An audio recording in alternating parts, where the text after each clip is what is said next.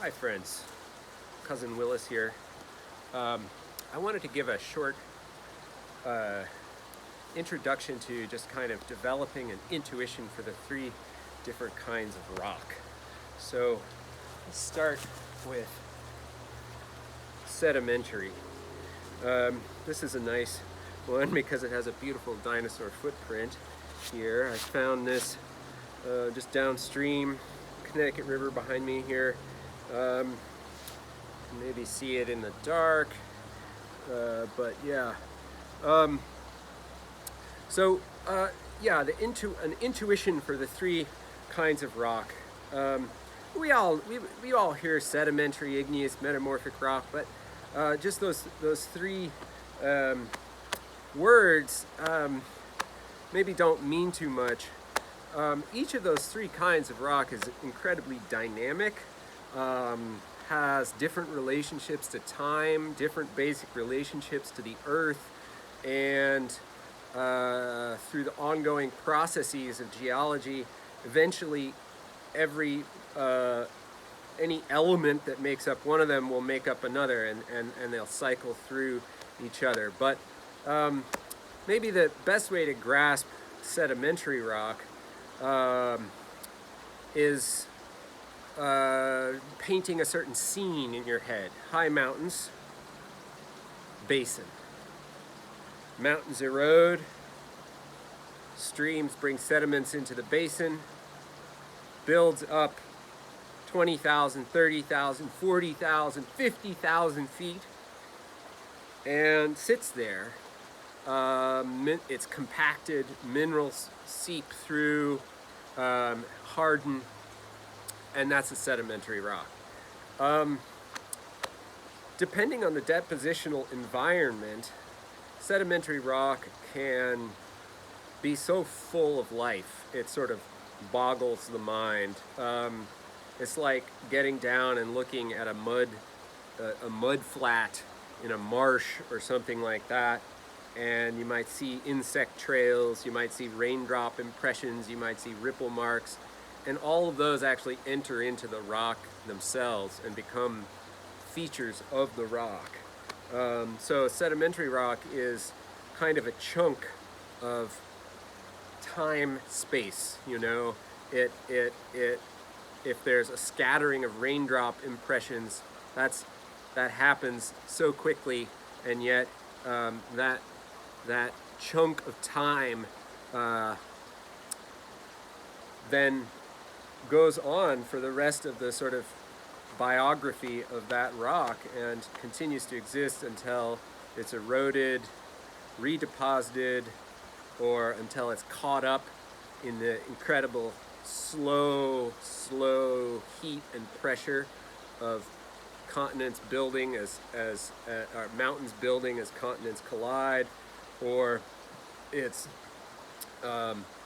pulled down inside the earth or pushed down inside the earth as one plate slides over another, and then recycled into the molten core of the earth to bubble up as igneous rock. So there's this kind of cyclical relatedness of all the different rocks. The ridge you see behind me here is an igneous ridge, lava ridge, and this is a chunk of that lava. And you see here on the fresh surface, it's very blue. I've broken this surface. It's very blue. If you get close, you see there's no bedding planes. There's no. It's just a massive, continuous thing, because of course the lava flowed as a big blob and then cooled somewhat as a blob, and so you will find gas bubbles towards the surface of the flow.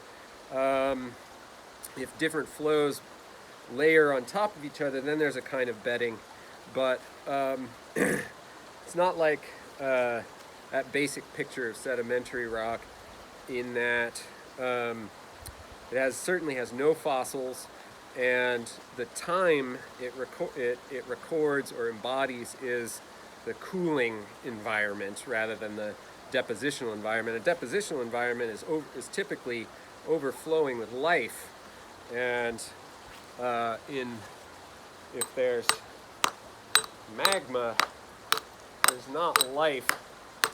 The life is running the other direction, but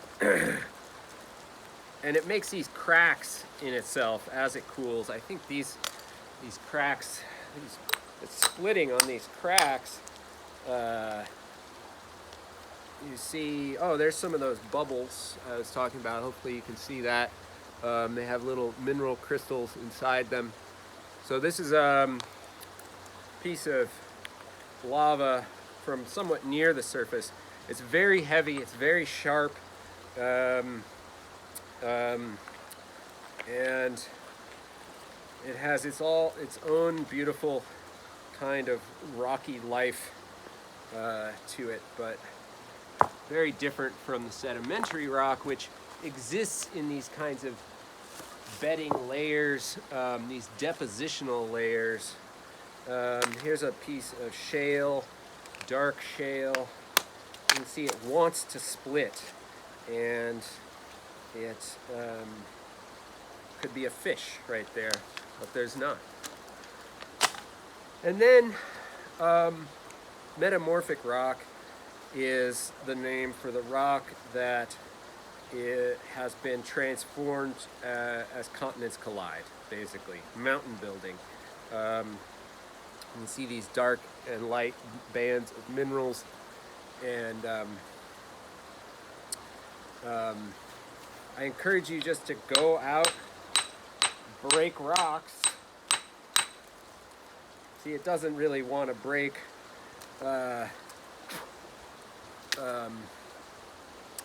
on a bedding plane, but it does cleave on these planes because the minerals, the platy minerals, sort of flatten out perpendicular to the heat and pressure of continental collision, and it splits along those cleavage planes, but it's not a depositional surface. These are just different minerals, dark and light minerals. Hope you can see that. Jumping around, this is a coarse-grained sedimentary rock, a coarse sandstone, lots of little bits of quartz in it.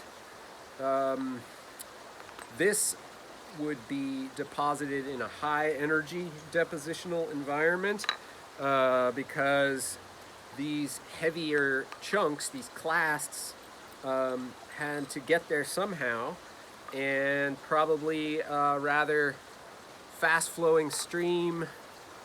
You might be able to see there's a layer there of thicker, bigger bits that might be a pulse of faster stream flow. But this is a oh yeah, and then on this side we have some interesting burrows.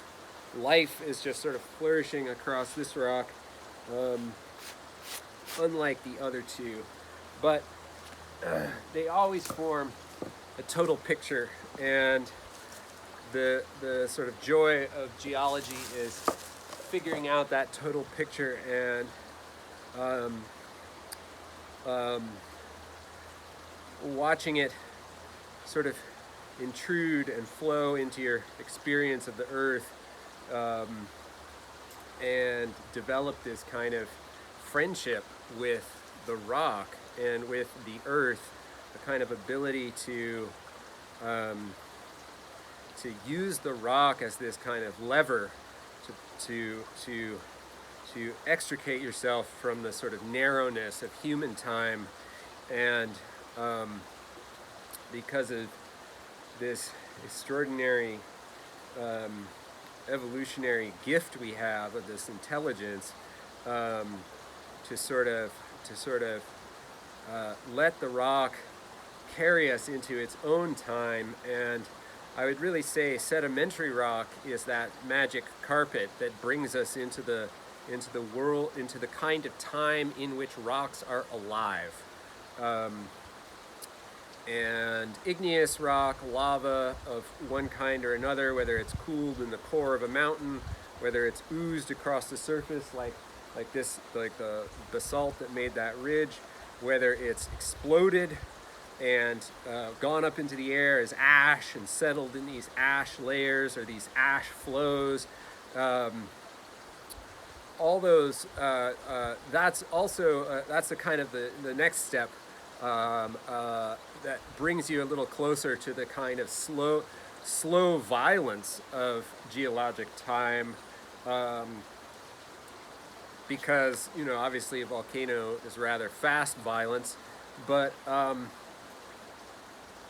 it's a kind of message from those deep earth forces, a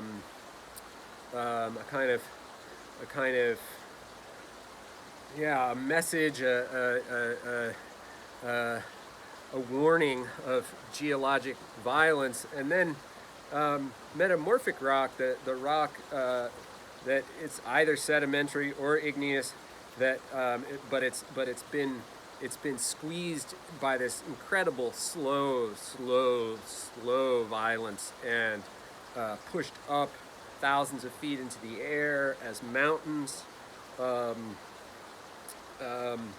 That's truly the outer edge of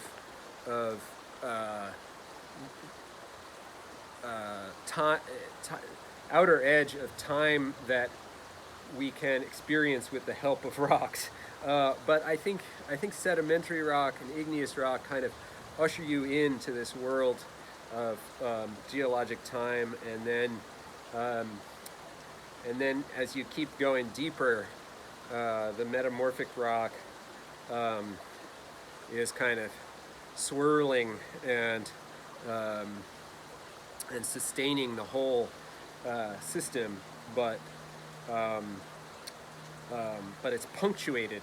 It's the kind of equilibrium. The metamorphic rock is the kind of equilibrium of the earth, and it's punctuated by volcanic activity of some kind or another, and that makes its own kind of rock, or